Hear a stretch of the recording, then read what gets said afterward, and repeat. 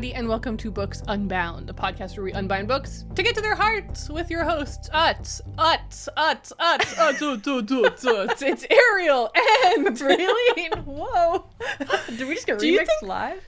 Yeah, do you think that when you do an error in your speech, you should dubstep it? Because I've never done that before, but I'm pretty proud of it. I didn't even realize that you made an error, so like you covered it perfectly.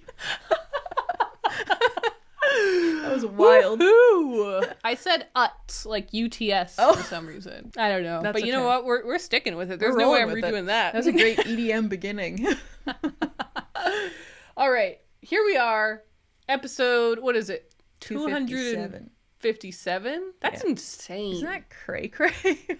That is crazy. I was at a conference this past weekend, and people naturally like kept asking me what I do, and I would try and explain what the hell I'm doing with my life. And I would bring up the podcast, and I was like, we've been doing it for nearly 5 years. And every time that I said that to someone, I was like, this is such a big part of my life. It really is. It stuck around. It really stuck around. I don't think, okay, I wouldn't say that when I started it, I thought it would only last a year. I didn't think that way, but I think I just didn't have an estimate for how long this project would go. It seemed like it would be a fun little thing we'd try and to see how it goes. And we just kept seeing how it goes. We just kept seeing how it's going. It's going. It's still going. It keeps going, you know?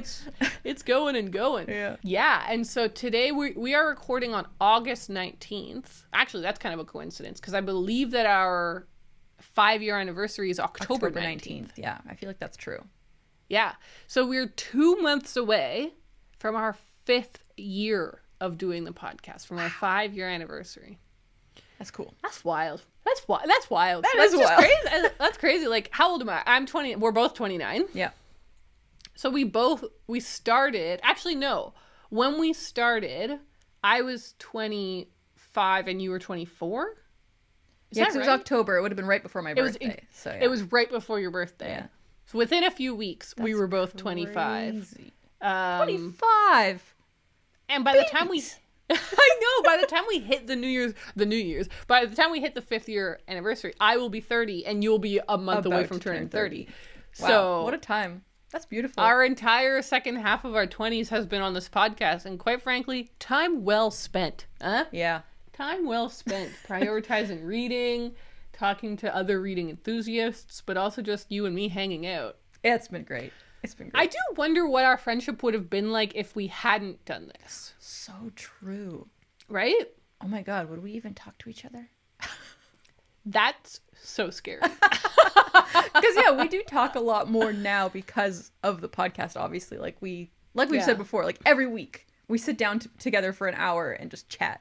Like, I don't know if we'd be doing that without this. No. And I think naturally, sure, I'm with certain types of podcasts that aren't as chatty, like a scripted podcast or whatever, it would be different. But I don't think that you can do a podcast like this and not talk to each other in the week between as well. Oh, it would be so weird if we weren't actually friends and we just like once a week had to call and do this.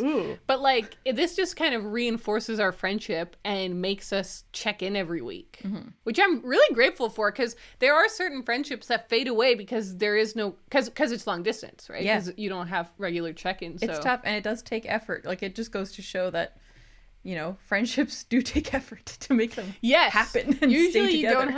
You don't have to have a budget for tech, but for your friendship to survive. Yeah. Or you don't have to record what your friendship, but you know, it's working. It's working. That being said, this past week, oh God, we've talked about this on the podcast before as well. When one of us goes on a trip, it feels like we're like our friendship is farther away. That's insane. It's harder for some reason. It's insane because we are far away. We couldn't be farther away and still be in Canada, really. That's true. We are 4 hours apart. We're like thousands of kilometers apart, and yet when I go on a trip and then I come back, we're both like, oh, thank God that I'm back. I missed you. Yeah. Which is funny because I was also like on vacation this past week. Like, but I was just at home. So for me, I was like at home, and I kept thinking to myself, like, wow, Ariel isn't getting back to me as quickly as she normally does. Like, I forgot you were traveling. So I was like, this is so weird. I was like, oh, maybe it's just the curse of me being on vacation. Yeah. But here we are. We were both on vacation, and we were both off. We were both off. Yeah. So how was this week? I was actually thinking about this earlier today. I was like, I'm so sad that this is the last day of Raylene's vacation. Like, I wish that you got to be on vacation. I know. Yesterday, I genuinely did nothing but watch movies because I was like, I don't know what to do. Like, I don't know what to do with myself, that I have to like get back into the swing of things. But it was a really great week. Like, it was really mostly relaxing. Like, we did do a few outings, but we didn't go over the top. But every morning, it was so nice. I would wake up. I would put on a pot of coffee, I would do yoga, and then when I was done my yoga, me and Kyle would take our coffee and go for a walk.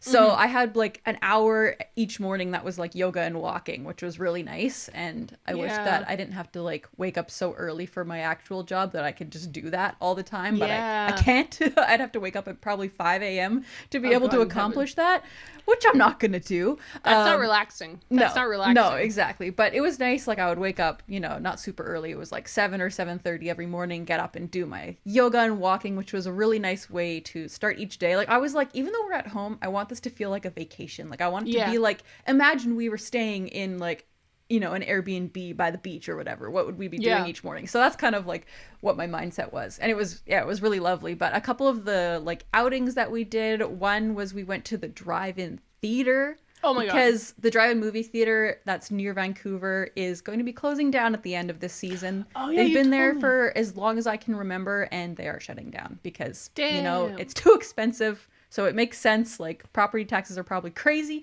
but it is really sad because I've been going there since I was a kid. Riverdale was filmed there. You know, it's really going to be missed. Yeah. What movie did you see? We saw Deadpool and Wolverine. Or versus Wolverine, whatever that one's called. So we saw that. It was fun. The thing with this theater is that each week they have like a double feature. They have two movies that they play for a week, and then they switch to do two different movies. And so that movie, like Deadpool and Wolverine, and then the second movie was Longlegs, which we didn't stay for because Kyle didn't want to see it, but also it was like 11:30. So I was like, let's go home. But so those are kind of, it was our only option. But now this week they're doing Twister and Twisters, so I'm kind of sad that we didn't get to see that. Screaming. Wouldn't that be perfect to see at a drive-in? Like, the dream. I know. That's what I wanted to see, but it wasn't playing, unfortunately. Until this weekend. So we saw Deadpool and Wolverine, and it was fine. But it was really fun to go to the drive-in. It had been probably like a decade since I've been there. Like, I just kind of forgot about it. And so it was really fun and nostalgic to go back. We like made popcorn at home and like got ice caps and stuff. That's so from Tim Hortons, which is the Canadian coffee place, for those who don't know. So yeah, it was really fun. And then it was funny though, because that was like a Tuesday night, like just a random Tuesday night. We were like, let's go to the drive-in movie theater. And then the next day, we went for a huge hike. Ooh, like interesting. A big hike. So we went to this mountain that's not too far from where we are. And we tried to do this hike a few years ago when we were like less fit, and we had to quit partway through. We were like, Kyle was like, oh, my back hurts, like I'm in weird pain right now, let's go home. And so we were like, okay, whatever, let's go home, let's forget about it. So that was like maybe 4 years ago. And then I was like, are you feeling up to trying the hike again? And he was like, okay. We looked it up on the trail app or whatever, and it was like, it's actually labeled as hard. Like, this is a hard hike. We could have started with easy or medium as like our first hike in a long time, but we were like, no, let's just dive in. We've been going to the gym. We can probably handle it. And we did. Like, we did manage to do the hike. It's like a 4-hour round trip hike. It took us about 2 hours and 45 to get up, and then like an hour-ish to get back down. Yeah. We were just running down for the most part, but it was fun. It was very good, but it was a very steep hike, but it was beautiful. Were you in bad pain the next day? Yeah, so that was kind of the next part of my story, is we were planning on doing like a big Vancouver day, either on Thursday or Friday. We were like, we'll go out, we'll like, you know, get food, go book shopping, do all the stuff that we like to do in Vancouver. But that day, the next day, we were like, we're not going anywhere. we're gonna stay home, which was totally fine. Like, it was exactly what I wanted, because another thing that was on my to-do list for the week was I wanted to play this video game, the Quarry, which I've talked about, I think, on the podcast a little bit. So yeah, you have. I love Until Dawn. I love like horror games that are story-based where you get to make decisions, and so the Quarry was like the next one that I really wanted to play. And so I played it the night before our hike. I was hoping to like finish it that day. I played I think 8 hours that day, and then I managed to finish the game. I was like, this is gonna have to wait. But it was fun because it's like a summer camp kind of slasher type game, and so it was fun to play that and then go for a hike the next day. I was like, oh, I'm in the woods, this is fun. Usually I go play those games after I go for a hike, not before, so I wasn't scared, but it was just kind of funny timing. But then that night when we got back from the hike, I was like, I'm gonna finish the game. So I did finish playing the game, which was really fun.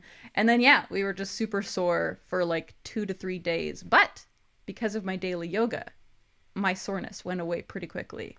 Okay, amazing. Kyle was suffering for like 5 days. I was only suffering for 2. So hey, listen. So yeah, it was nice. And I did manage to go book shopping because I didn't go to Vancouver. I was like, well, maybe I'll just go book shopping close to home. So I did. Local shopping. I just had to do just a little. So it was fun. And surprisingly, I didn't read that much during my week off. Like for those first few days, we were kind of busy doing lots of activities. And so I didn't read at all for the first few days. But then I did read outside on Thursday and Friday and a little bit on Saturday. So I feel like I had a good balance of like relaxing, doing activities, exercising, and then reading and being lazy. So it was, in my opinion, the perfect week.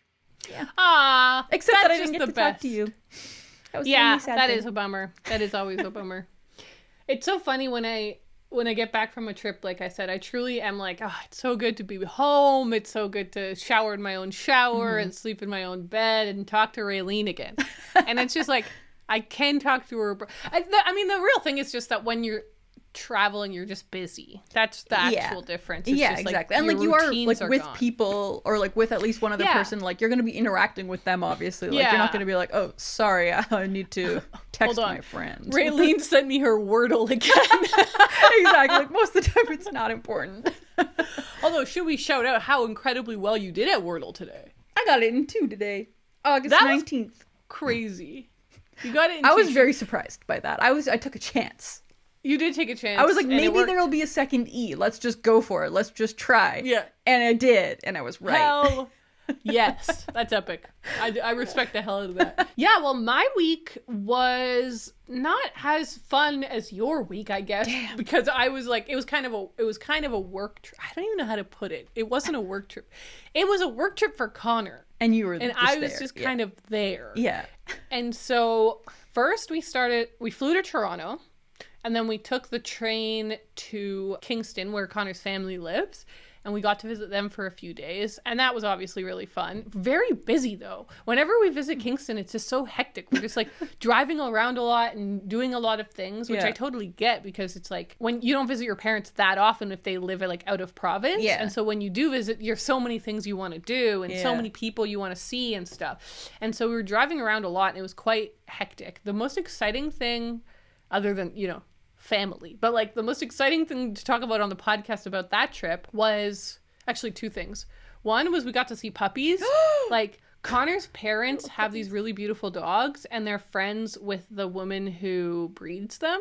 Nice. And she just had a litter of puppies, and so they've been visiting them and they're like, do you guys want to visit the puppies? Duh. And we're like, yes. That's a great idea. That's always the answer. So we got to go see puppies. That was obviously unbelievably awesome. But then the other thing is I got new shoes. I sent them to you. And I feel like I sent you a photo of them. I feel like they're like a new era in my life. Ooh. Maybe. We'll see. They're penny loafers. And I'm pretty excited about them. Yeah. I like wore them the next day and then every single day after. Oh my God. Which was also a scary test because I kept waiting for my feet to hurt. Yeah. Because they're like new shoes or new leather shoes. So I was just like, they're not running shoes that are kind of instantly comfortable. Right. But my feet didn't hurt. So that's amazing. I think that might be my new favorite shoe. Oh my God. Anyways, that's huge. After a couple days in Kingston, we then got back on the train and went back to Toronto for Connor's work conference. And so I had bought a ticket for the conference because it wasn't too expensive, and I was like curious, and Connor thought I might enjoy bopping around. So I was able to bop around the conference. Oh, nice. The conference was fun, but I just truly felt so out of, like a fish out of water. Yeah. Is that the expression? A fish out of where do fish live? Where do they hang out? Where are the fish? Yeah, it was just clearly like for a community, and I was not part of that community, and so I was kind of bopping, and I'm like, I don't really know what to do. And there wasn't a book stall at the table or at the conference, which I kept thinking, like, damn, the mini truck would be so perfect here. Like, I was like, if there was the mini truck with a bunch of books that are like on theme for this conference and everything, like, that would be so cool. Oh, I'm getting a phone call. That's my brother, the editor of this pod. Don't worry, Siege. Don't worry. So it was interesting to like see this world and like learn more about Connor's work. And I love Connor's job, and I like love that he loves what he does so much, but it's just not really my thing. Well, yeah, it doesn't have to be. No, but what was cool, was that we got to stay in a hotel. And it was very, very nice, and they had a pool. So I got to go swimming at the hotel. And that was awesome. I just have really realized how peaceful I feel when I'm swimming. Yeah. Like, when I'm in the water, I'm just like, life is good. Everything's gonna be okay. Kind of a vibe. So that was probably my highlight of Toronto, was swimming in this fancy saltwater pool. Ooh, that I the love hotel a saltwater pool. Yeah, it was pretty cool. That's nice. And that actually makes me jealous, because I wanted to go swimming during my week off, but weirdly it wasn't that hot this week, which was kind of also nice, but I was really hoping to swim. I was hoping for like a 35-degree day, but it didn't happen. I think we're going to have a hot week, so I'm going to try and prioritize swimming, because like we are getting to the end of summer now. I know, so I want to kind of do it while I still can. At least once more. The other thing that was really fun was that we really prioritized the path. So anyone who's lives in Toronto or like goes to Toronto often knows what I'm talking about. Okay. The path is it's a subterranean, basically a giant subterranean mall. Whoa. Like it runs throughout the entire city.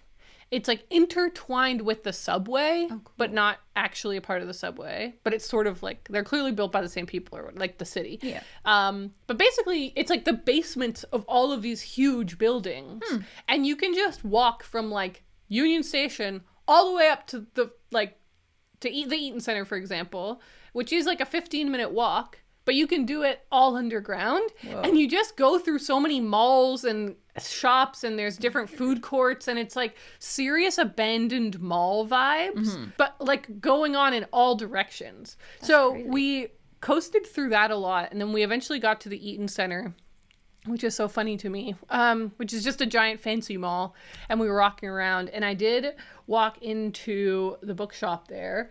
I did see one very disturbing thing, and it actually made me quite aggressively angry. Okay. I just kind of hated it, and I wanted to talk about it on the pod. I was like, I need to bring this up. So, bookshops have tables, obviously. Okay. Yes. Themed tables with books on there with like what an example. I remember we did an episode where we talked about tables we would theme. Yeah, I mean, common one that I see a lot now is like TikTok books, and like yes, totally, new releases is like an obvious one, but yeah.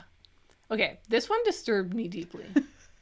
It's called Books We Pretend to Read. Oh, no. And it was all classics. I don't like that.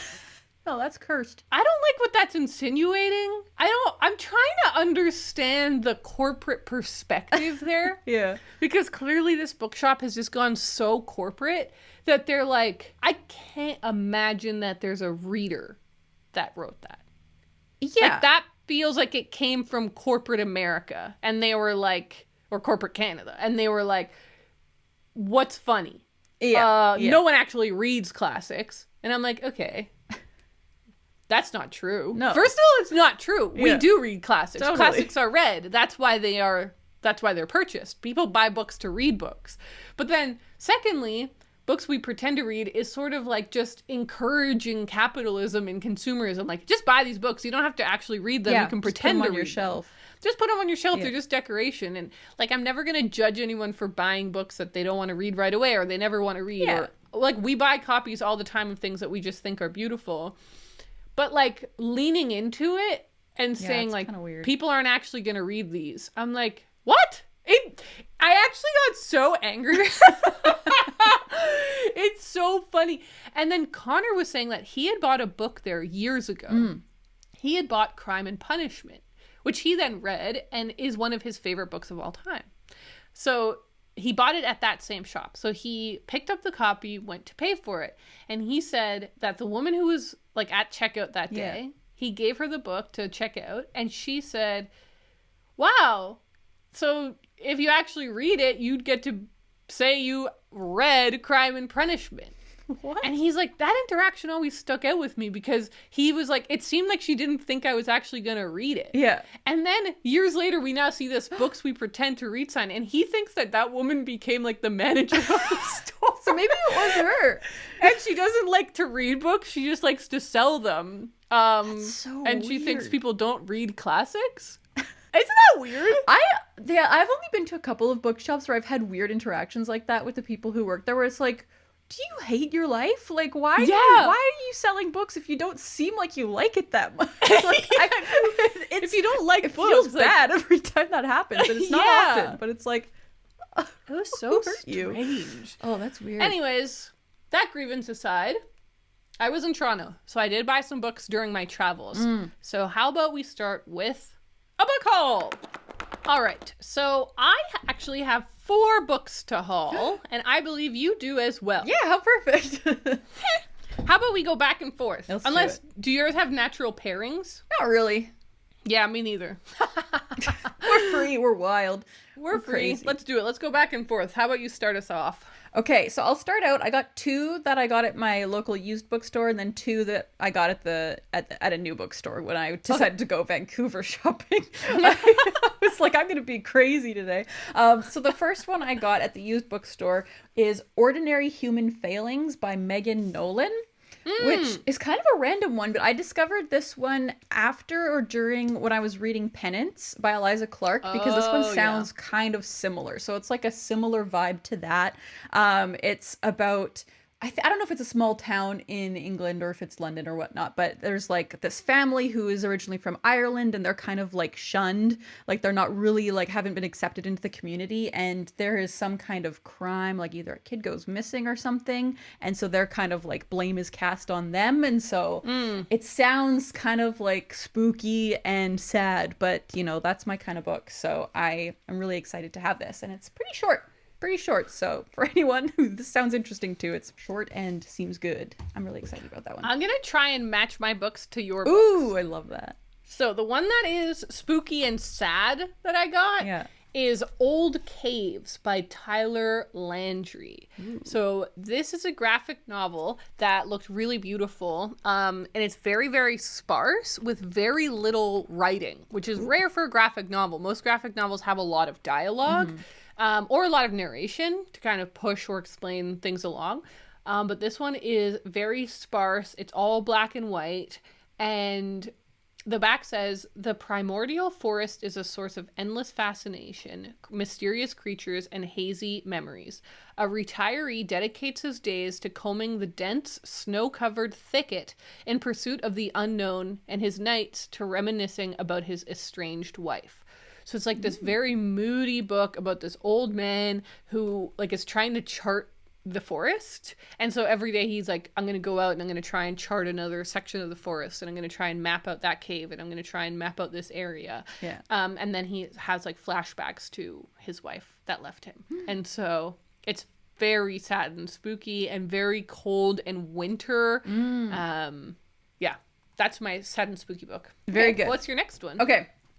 Next up is Gripe by Sarah Rose Etter. So this is one that I've been wanting to get my hands on for a while, just been waiting to find a used copy, and finally they had a beautiful used copy just sitting there on the shelf. I'm obsessed with this cover. It's like really close up on a pomegranate. So it's just like very kind of like spooky looking as well. Like it looks kind of grim and almost horrific, but it's just a pomegranate. But anyway, so this one is about a woman who works at like a Silicon Valley, I don't know if it's a startup or just like a company or whatever, but it's got that, you know, corporate America vibe, but then so it's kind of her just like dealing with working at this job with toxic bosses, etc. But then she gets pregnant, so that's part of the story. I don't really know what it has, you know, where it goes from there. I don't want to know too much going in, but it just sounds so cool and just like, you know, the type of book that I've been wanting to read lately. I just want more like unsound women books, and I feel like that's what this is going to be. Okay, so corporate America, and she gets pregnant, and that maybe affects the job. Yeah. I'm going to match that with this graphic novel, Ooh. The Con Artists by Luke Healy. Listen to the back of this, sounds so much fun. This is going to be Frank's year. He's going to find love, become a famous comedian, and responsibly parent his plants. But then, Giorgio gets hit by a bus. As Frank moves in to care for his estranged childhood friend, he finds himself entangled in Giorgio's web of lies, quickly chipping away at Giorgio's carefully curated online persona. So, I don't know how well that one matches, but my other two are even more outlandish. But basically, it seems to be like about this guy who wants his life to go in a certain way, and then this thing happens and it gets derailed.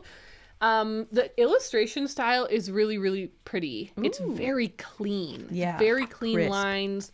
Very crisp. Yeah. Again, all black, white, and gray in this one. And the main characters, or I can't tell if it's the main character or the author, like talks to you. Like the very first pages. This is also, it's published by Drawn and Quarterly. Everything that they put out is so beautiful, like the actual binding of the book and everything. But yeah, it starts with the prologue, which is what I read in the bookshop. And it's a character sitting in an armchair, and he says, "Oh, hello, I'm Luke Healy, the author of this book. No big deal. Thank you so much for picking up a copy. I hope you enjoy the comedy, drama, and other stuff to come. Before we begin, I've been asked to read a prepared statement. The characters depicted in this book are entirely fictional." And then he like reads the like copyright information, which is just so funny. And that's so cute. Yeah, it's really cute, and he's like breaking the fourth wall, and I was like, oh, I like the vibe that I'm feeling here. That's different. So I picked that one up. That is awesome. Okay, well, now on to two books that I kind of specifically went to the bookstore looking for, and I'm really glad that they had both of them.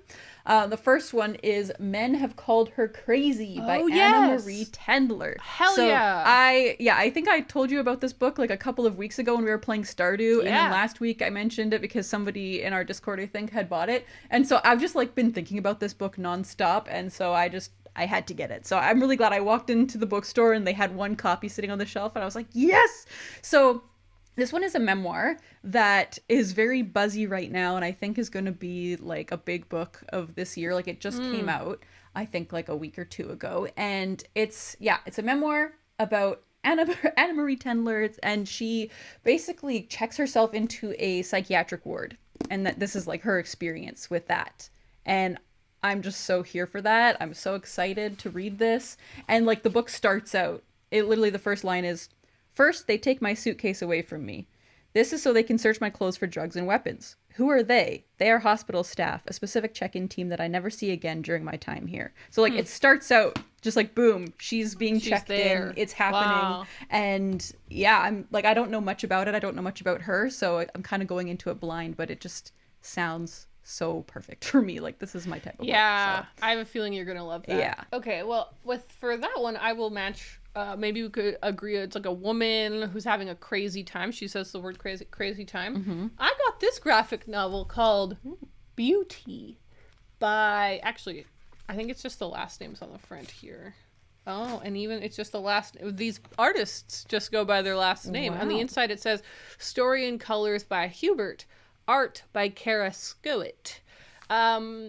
This is so strange looking. This looks really peculiar. The colors are very vibrant, but kind of acidy, I would say. Like they're like a little sour, like olives instead of warmer tones, and like limeish colors. A little putrid. Yes, feeling. Putrid is a good word. A little spooky. So it looks like a fairy tale.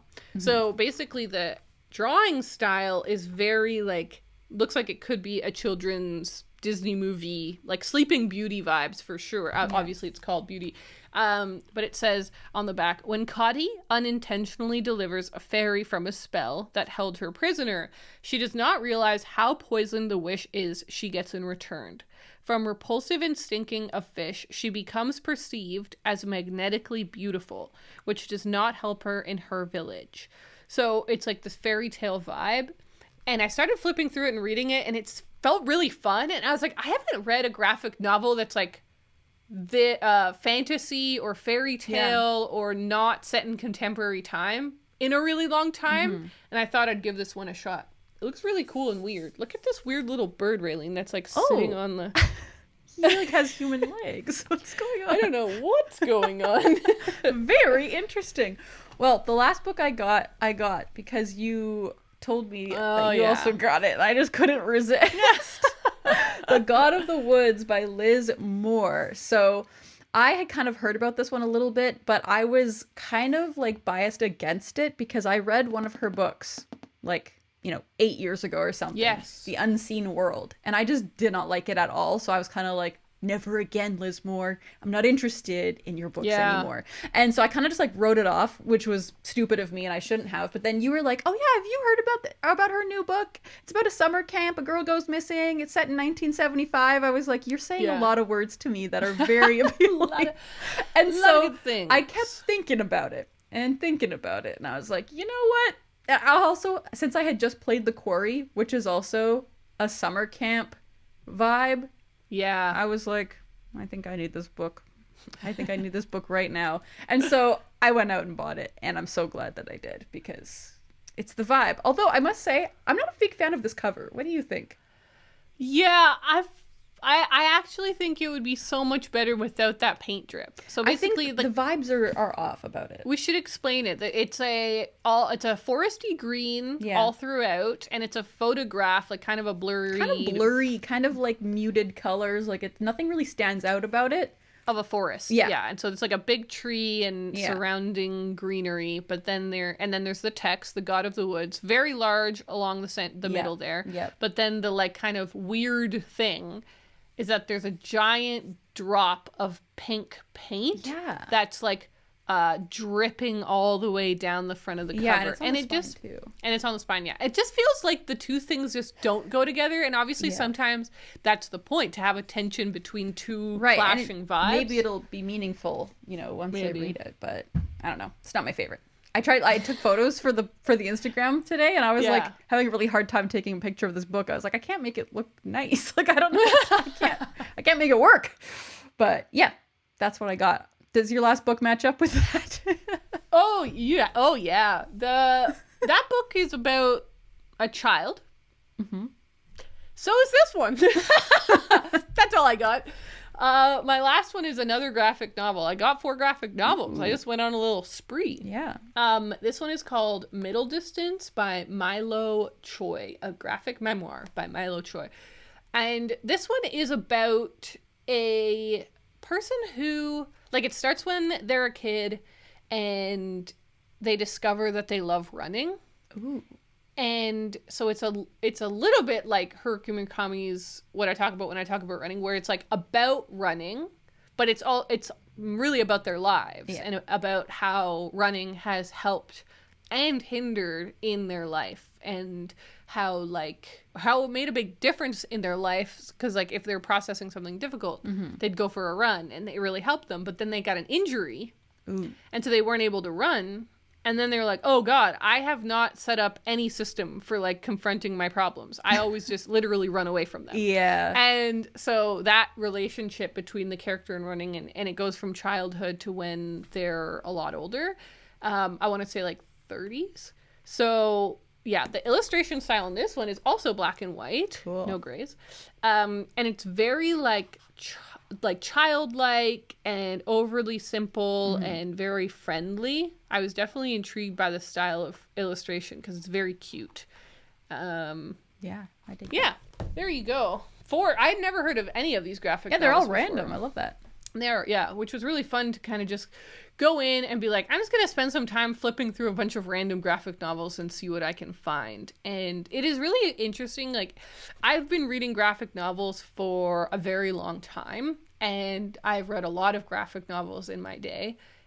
It is so funny to me how I used to go to bookshops and I would go to the graphic novel section and there would be like one shelf, like not like 6 shelves of, no, but like one shelf long, like a couple of feet, 3 feet of graphic novels, and the rest would be like Marvel or DC comics and stuff.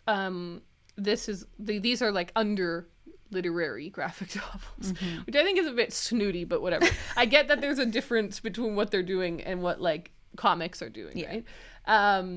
But like now you'll go into a bookshop and there will be like an entire row of graphic novels. Like the medium has just gotten so much bigger, and I think it makes perfect sense because you never outgrow liking beautiful art. Like reading graphic novels is just getting to look at beautiful art at the same time as reading text, and so it is like very akin to watching a movie and reading a book. There's a mixture there, so it was so much fun to see so many graphic novels I'd never even heard of. Yeah. So awesome. Those were all from the same store? Yeah. Nice. Yeah, it was a good old time. That's awesome. So, okay, those are the books we bought. Should we talk about the books we've read or the books we're currently reading? I guess the ones we've read, right? Yeah, let's do that. Yeah. I finished 2. Okay, let's go there. All right, you read 2. How many did I read? 1, 2, 3. Oh my gosh. Woo!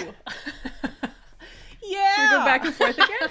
Yeah, we should go back and forth. I guess I should start so that we can go back and forth. Actually, I won't have much to say about this one. I read Old Caves by Tyler Landry, which I just told you all about. This one I enjoyed. I liked it, but I didn't love it. Like, I am not going to be running to put this into the hands of people. Right. I wonder if it's because I've read so many graphic novels. I think this would happen to anyone who's read a lot of any genre. Yeah. But, like, the thing that I'm looking for, I think, is becoming harder to find. Like, I don't think I'm getting pickier. Yeah.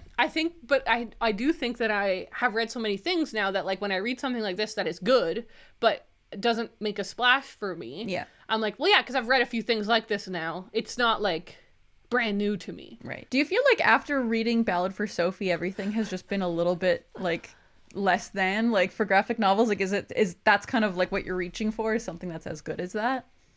Yes. Yeah. I do think that. That makes sense. And also Brenna Thumler, like reading Brenna, like, I love the Sheets trilogy. It's so good. I do highly recommend that. For me, my favorite of hers is the Anne of Green Gables graphic memoir, graphic novel edition. Sorry. That to me just like stood out for a lot of reasons that are personal to me. Yeah. But like that one and then Ballad for Sophie were these two, okay, with a graphic novel, it really is graphic and a novel. Yeah. And so you really, it's so much work. Your art has to be incredible, but then the story and the writing and the characters also still have to be incredible. You have to do 2 things. And those 2 examples, to me, are perfect examples of an author, illustrator, like, putting so much work and beauty into the illustrative side, but then also creating such beautiful characters and beautiful story, etc., etc. So I'm a little like, gee, where is it? Yeah, that's tricky.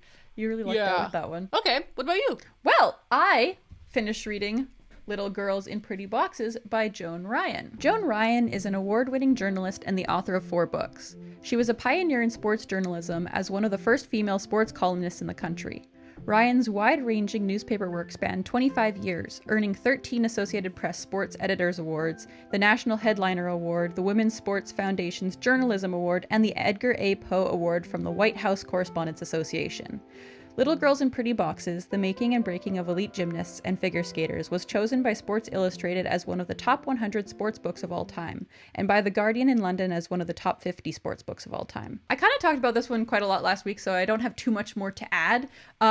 I loved it though. I absolutely loved every second of this book. Like, obviously a lot of it was tough to read. It was about really like difficult topics for a lot of it. Like, it was about all of the things that are wrong with gymnastics for the most part. Like, there weren't a lot of like shining lights necessarily in this book. A lot of it was kind of like the dark underbelly, but it was so interesting to read. Like, it was a deep dive into the sport that there's a lot that I did know already, but also a lot that I had never thought about and didn't know. And like, you know, it talks a lot about how the parents are like can be part of the problem, and like the coaches are part of the problem, and like just the competitiveness of everything, and everyone's so obsessed with the Olympics. And like, it was just really interesting to see kind of that side of it, especially because the Olympics just happened, and it's kind of like everything is so shiny and wonderful, but it's like, it really goes to show like, you know, there's a lot of work and like distress can go into that amazing event as well. So totally really interesting. Highly recommend this if you're interested in gymnastics at all. It doesn't really talk about figure skating that much. That was kind of maybe my only gripe with this book, is that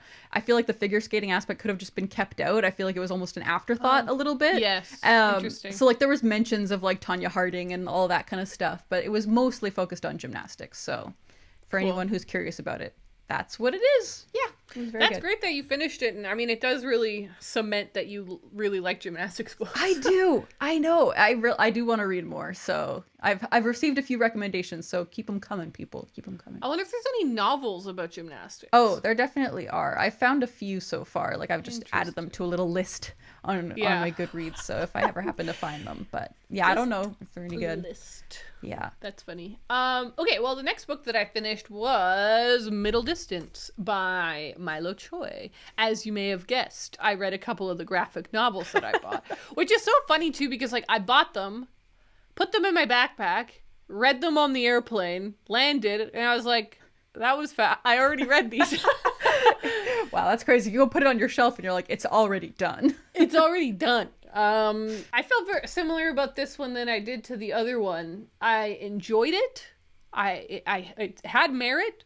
I didn't love it though. I'm not gonna race to tell you to get this one. Yeah. If maybe there are themes in here that will resonate with you, that you would like with the other one with old caves. If you're really into forests and hiking and maybe snowshoeing, I feel like you would love the vibes in that book. It's very beautiful. With this one, if you love running, I think that you would enjoy this book, and it's a good little very quick to read memoir about a person who, like I said, is showing how running has affected their lives. I felt like it was just so short. It's because of the drawing style. There isn't very much to look at on each page, so you don't really pause for very long to take it in, because there's just not that much to take in, which is fine. It's just that type of drawing style. But because of that, you really fly through it. There isn't much text on here either. And so I feel like I maybe read this in 20 minutes. Oh my God. On the train. Actually, I did read it in 20 minutes. I read this on the train from Toronto to the airport. And by the time I got there, I was like, that was fast. And we're done. And we're done. Yeah. So those two, I really flew through.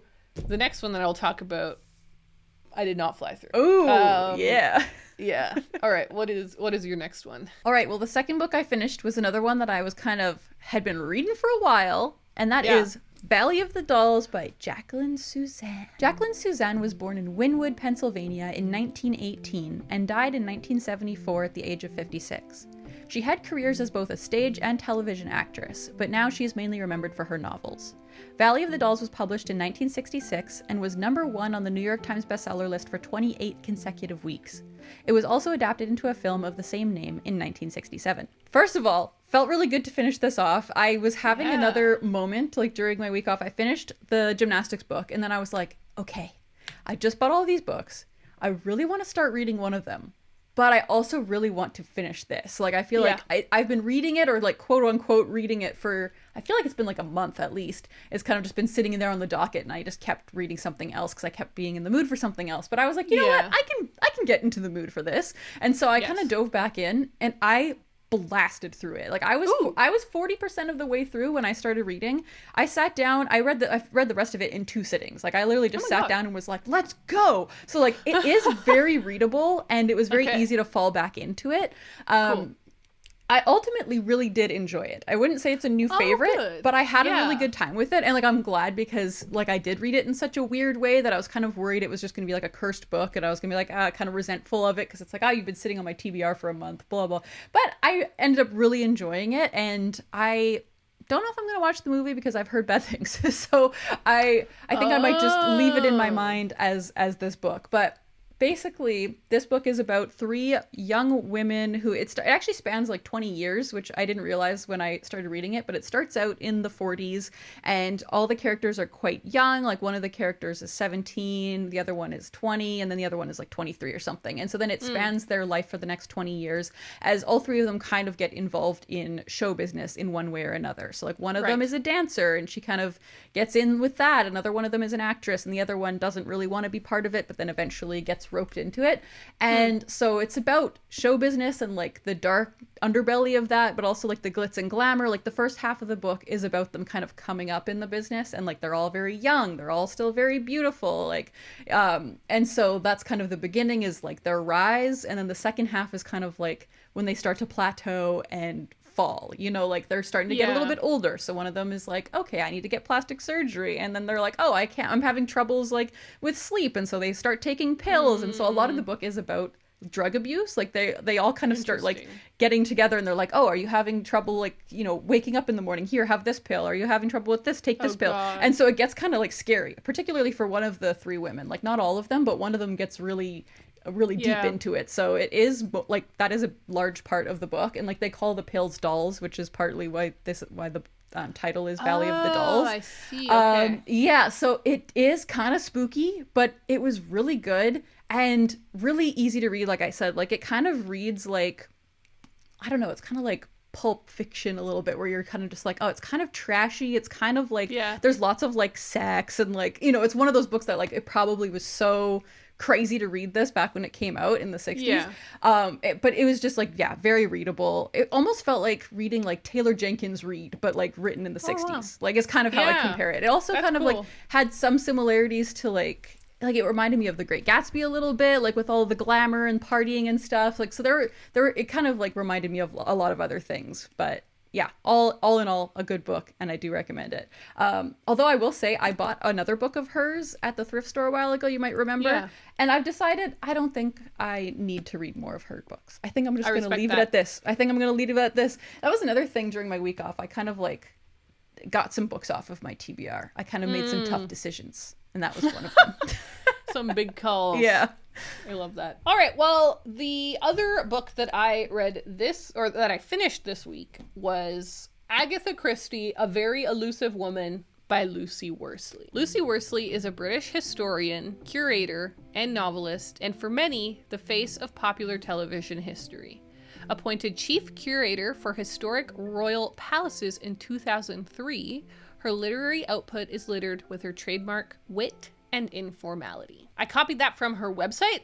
I love when people have really good, short, quick, clear, useful biographies on their websites. Yeah, that's good stuff. Since we've started doing these biographies, like reading them out, which I love that we do, but since we've been doing them, I've really learned like what a good biography is and what a bad biography is. Like when people just start listing every single prize they've ever been nominated for, I'm like, that should be a different section. Like that shouldn't be your biography. Tell me about you first. Yeah, exactly. Anyways, I loved this book. Oh, I give this a 5 out of 5, a 10 out of 10, if that means anything to anyone. It was fantastic. So when I read her biography, like when I was researching to find which bio I'd read out loud, it said like Lucy Worsley's known for her informality, and I was like, yes. And then I was reading reviews of this on Goodreads just out of curiosity, and some people hate her informality. They're like, classic Lucy Worsley always has to like say things in some modern terms, and I'm like, oh yeah, I loved that. It was so fun. Yeah. So okay, this signifies a few important things. First of all, this is the first time I've read such a long book in a really, really long time. Well, and it's not even that long. It's like 360 pages. Oh. But like there's a lot of appendixes. Okay, I'm like, and it looks stuff. bigger than that, but Yeah, and I feel like the version that, like, on Kindle, it was, like, longer, but it doesn't matter. Kindle. Kobo. Yeah, so it's the first time I've read a semi-long book. It's the first audiobook I've read that's over, like, it was over 13 hours long. Oh my God. So I was like, I don't remember listening to a book that long before. But then most importantly, of course, it's the first proper biography that I've read. And this was a goal of mine. Well, actually, it has been a goal of mine this is the third year. Where I just have this feeling within me that I would love biographies. Mm-hmm. It just, like, there's certain things about them that, like, I feel like make sense with my brain. And so I thought, I have collected quite a few of them in my day. I think it would be very fun to get into it. So I've challenged myself to read 3 biographies this year. This is the first one. And everything that I thought would be the thing that I like about biographies was was real. Yeah, well, that's good. It's so fun to go so deep and be so nosy about a person. But it's also very interesting to do it, like, way later when we have kind of the glimpse of time where the perspective of time, where we're able to look back and be like, okay, actually, now we can see this within context of what was going on in her lifetime, and with understanding all of the crazy cultural events. Like, she lived through both world wars, and how much that impact. Okay, here's my fun fact. Here's one fun fact. There's so many fun facts. She, during the First World War, worked as a nurse, which a lot of women did. She worked as a nurse, but after a few years, she then shifted into working as a pharmacist. Probably as an assistant pharmacist. And she learned so much about pills and chemistry and about how poisoning works. And that is why most of her murders in Agatha Christie's books happen via poisoning. Because she had worked in this chemistry lab and, like, knew so much about poisoning.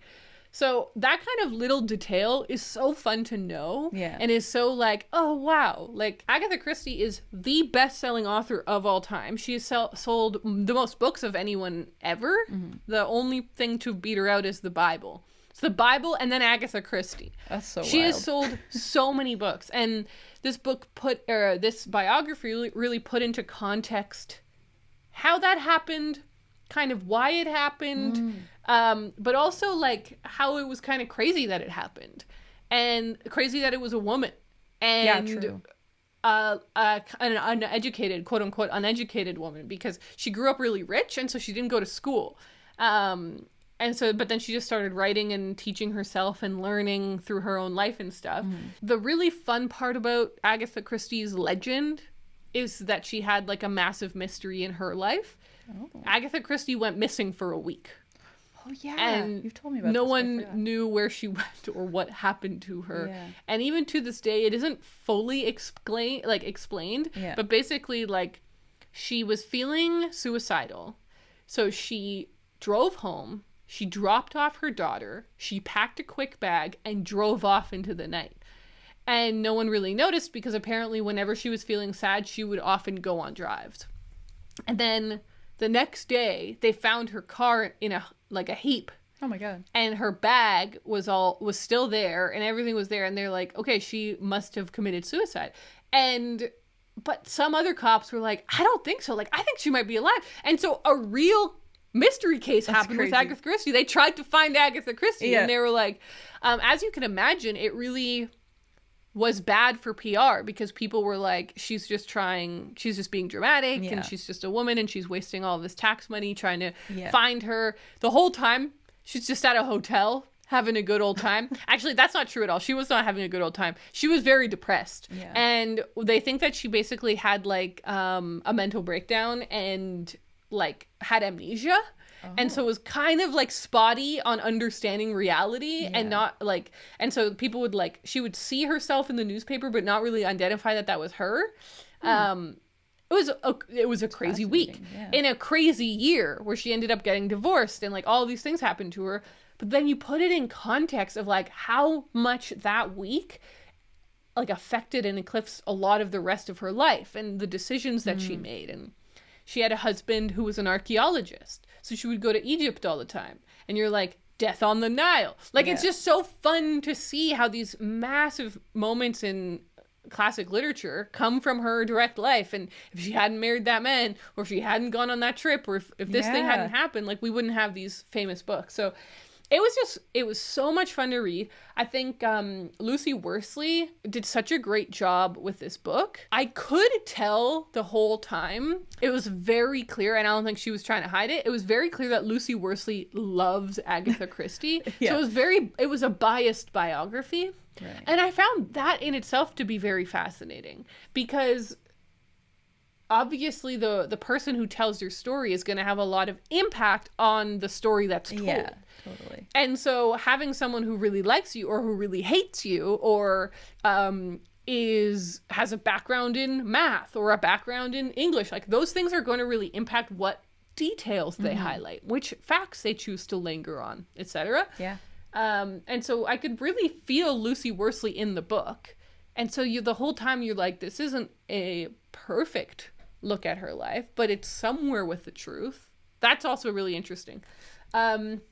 Finally, I will say I listened to the audiobook for most of this reading experience, and I really, really enjoyed it. And so I thought, okay, the next thing I'm going to start is her biography of Jane Austen, because that would be awesome.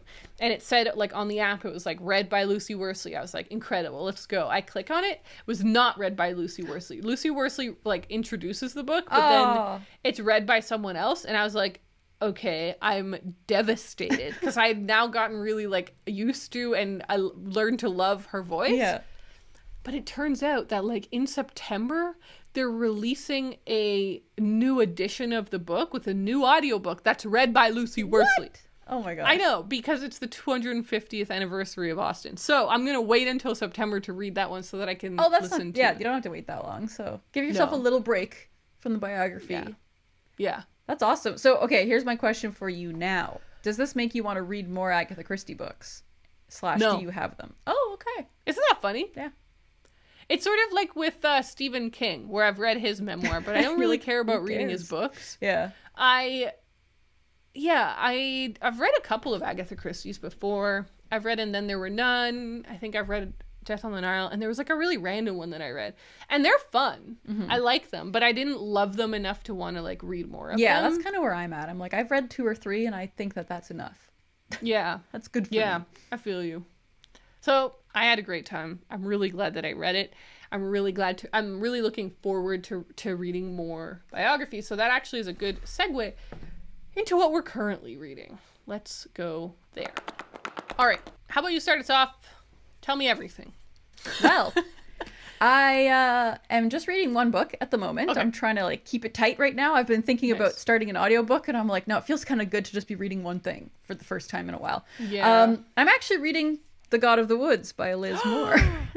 Oh my god, juicy plot twist. I know, I kind of pulled an Ariel there. I'm reading the book that I just got.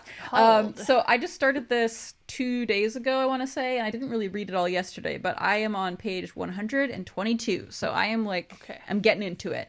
And so far, it is so readable and so fun and interesting. So the book starts right, like, it throws you right into it. Basically, there's lots of different timelines in this, which is, like, at first I was kind of scared, but it's not scary. So it's the very beginning takes you to the end of the summer 1975 when Barbara has gone missing. So she's one of the campers. She's 12 or 13 years old. She's the daughter of the people who, like, run this camp. They're this rich family who have this huge house up on the hill that kind of, like, overlooks the camp, and they've owned it for, you know, as long as it's ever been there. And so she goes missing, and that's the beginning. But then it kind of, like, jumps back to the beginning of the summer. So you've got, like, your August 1975, you've got your June 1975, but then there's also the 1950s plot line, which is, like, one of the people who run the camp back when she first met her husband, who's, like, the rich guy that runs the camp.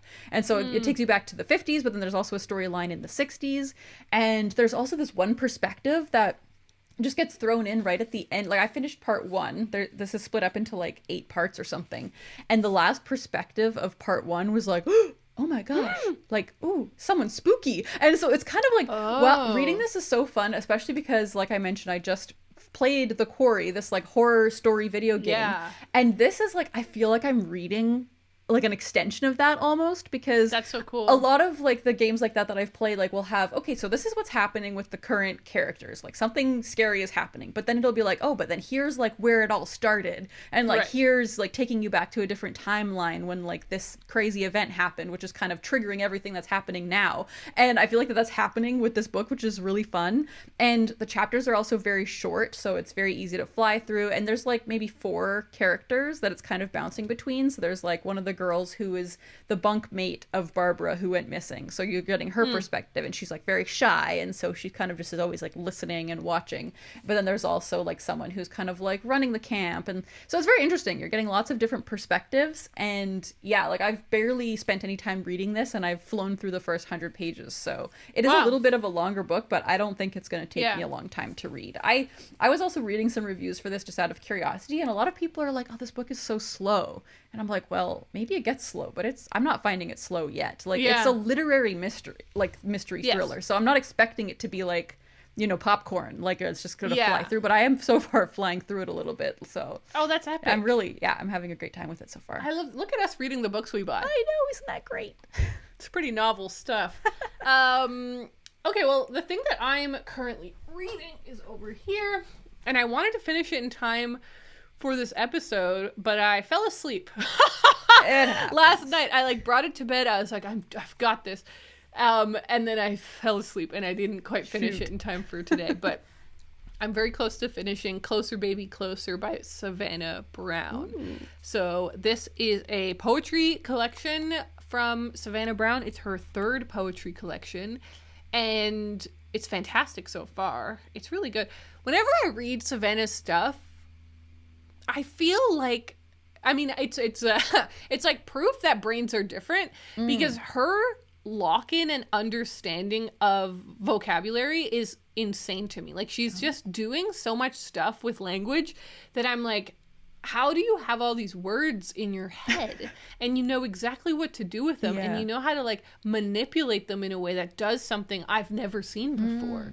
And so I'm underlining all sorts of little phrases and things that I just think are so beautiful and interesting or strange. There's a lot of lines where I'm like, that was strange, but in a way that I'm like, so good.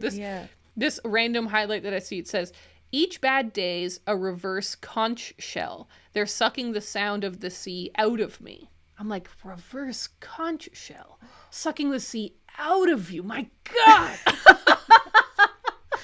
That's awesome. Yeah, anyways, I think she's so cool, and I'm enjoying her collection. So, yeah, I'll definitely finish this tonight.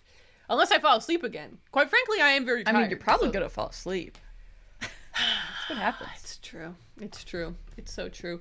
Then the other thing is, I do want to read a biography next. And there's a lot of biographies that I want to read that don't have audiobooks, so I wouldn't have been able to listen to them as an audiobook anyways. So one that's just here, that happens to be here, is the Tove Jansson one that I just got. Yeah. The other one is, there's the Lucy Maud Montgomery one by Mary Rubio. I feel like you should read that one this year. I know. It's the end year for you. It really is an end year. So either way, I'm looking at that. No promises, but I am thinking it would be really fun to just ride off the momentum of finishing this one and just keep going on to the next one, because I really want to finish that goal this year, and I don't want to like stop the momentum now that I've done one to be like, okay, I can take a break. I'm like, no, if I take a break, next thing I know, it's gonna be November. Yeah. No breaks, no stopping. Exactly. So is that it? No, we want to go to the mailroom, don't we? Yeah. Let's go to the mailroom.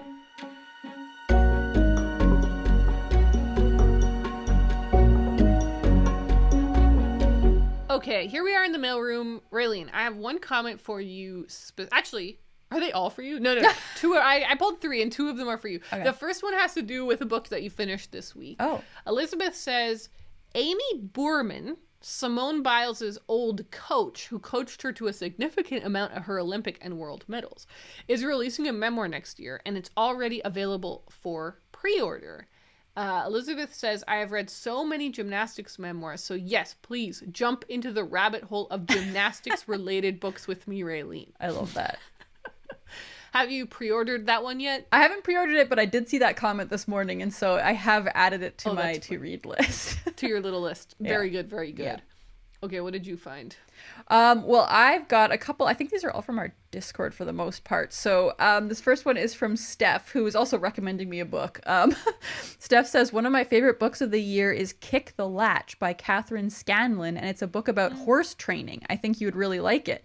And I kind of responded saying, like, thank you for the recommendation. And then Steph wrote me back and said, and it's a shorty. So that's a nice little plus. So yeah, I have added that one to my list, and I have like come very close to ordering it over the past few days, because it sounds so cool. Like, it's basically the author like interviewed someone extensively who is like a horse trainer or horse racer, and so a lot of it is like based in reality. Whoa. But it is a novel, and so it's like a mix of nonfiction and fiction kind of, which I just think sounds so awesome. And yeah, I feel like this sounds amazing. I'm looking right, at it, and the cover, it's only it has 2 covers, pages. and they're both kind of weird and kind of cool. Like, they've got horses on them. Yeah, I feel like that fits into my like weird niche sports. Like, I'm really interested in like gymnastics, obviously. Figure skating is cool. I think horse racing would be really interesting. If there was something about roller skating, I'd be into that. I think those like kind of weird niche sports are like really where it's at for me. Okay, this comment was on a recent episode where we talked, I think it was one of our bonus episodes for the Patreon where we were asked questions. One of them was, if we were a ghost, who would we haunt? So this comment was just in relation to that, but it was funny. So Kay says, Ariel could totally be Anne's ghost best friend and haunt that Davy kid in her spare time. Oh my god, I hate Davy. Which I thought was funny, because the question was like, if you were a ghost, who would you haunt? And we were like, I don't know. Would you want to haunt someone you dislike, or do you want to haunt someone that you like? And so this is kind of like the best of both worlds. You get to hang out with Anne, but you also get to haunt Davy. That's so funny. And then this last one that I've got here is from Lena, who says, I followed Ariel's recommendation and I'm glad I did. It's a picture of Jen Campbell's poetry book that you just read recently. Oh my God. So Lena's reading it in front of some water, and they just said, it is the first time that I was immediately immersed with a poetry collection. So just a little shout out to you and to Jen for that. I mean, I agree. Yeah. And I'm really glad it worked out. Okay, I had a couple more here.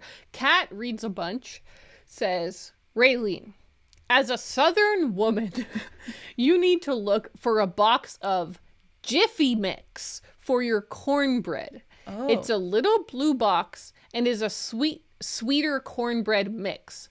I don't know if you have that in Canada, but it's worth a look. Yeah, I've never even considered a mix, so that's something I will definitely have to look for. I just made it from scratch, which was fun. But maybe you could add it in to yours, and it would give it that sweeter edge. I mean, she's a Southern woman. Yeah, I'm not a Southern woman, so I don't know anything about it. She knows what it's all about. Okay, and this last one made me laugh for some reason. Nikel says, technically, Animal Farm could count as a farmer book. I was just going to say, I hope the farmer's market went well, but then I saw on Instagram that the little truck had to have another doctor's appointment said. So sorry for the little truck, Ariel. Hope all is well again soon. I love when people call it the little truck. He's just a little guy. It's just a little guy. And I feel like it's so true. Animal Farm does count as a farm book. That's true. You always forget that. Because it's such a scary It's not about... it's not about the farm. It's about more than that. It's such a scary book, but it is about a farm. So you're totally right. And if I had a farm section for a farmer's market, I would funny. Now put that on there. You're totally right. Sometimes these things go right over your head because you're so deep in the book that you're like, I forgot that was about a farm. Yeah. You are right. That's so funny. Well, there you go. Thank you so much to everyone who submits comments on the pod, wherever that you do that. We appreciate it, and it makes the community feel really alive. We're now going to go record our Patreon mini podcast. Which one is it today? Movie Tub. The Movie Tub, where we talk about the movies and shows we've been watching. So that'll be fun. I guess I'll hear some more thoughts about this Wolverine Deadpool situation. Ugh, I guess. That's so funny. And... yeah, I guess I'm going to talk about Planet of the Apes, because I saw the original 1968 one, and let me tell you, that movie is grim. It's depressing. Anyhow, we'll save that for the Movie Tub. So if you want to check that out, they're on our Patreon. We post them every week concurrently with the main episode. Yeah, thank you guys so much for listening, and we'll talk to you next week. Bye.